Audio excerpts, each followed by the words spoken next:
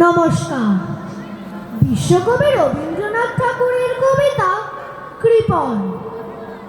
আমি ভিক্ষা করে ফিরতেছিলে গ্রামের পথে পথে, তুমি তখন চলেছিলে তোমার স্বর্ণরথে।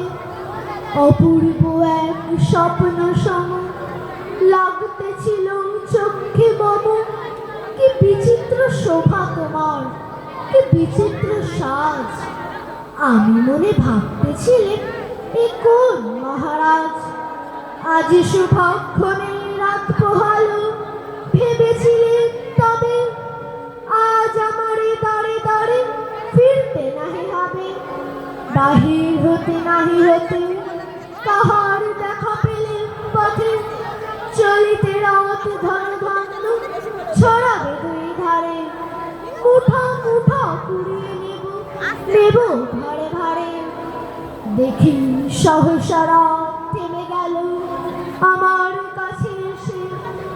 আমার মুখ পাঞ্চে নামলে তুমি হেসে।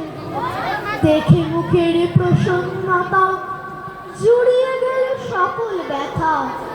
হেন কালে কিসের লাগে তুমি অকস্মাৎ। আমায় কিছু দাও গো বলে বাড়িয়ে দিলে হাত। ওরে একই কথা রাজাধিরাজ, আমায় দাও গো কিছু।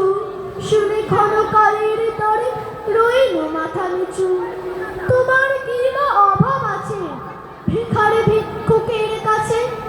এ কেবল কৌতুকের বসে আমার প্রবঞ্চনা। ঝুলি হতে দিলে তুলে একটি ছোট কণা। যবে পাত্রখানি ঘরে এনে উজাড় করে, এ কি ভিক্ষা মাঝে একটি ছোট সোনার কণা দেখি।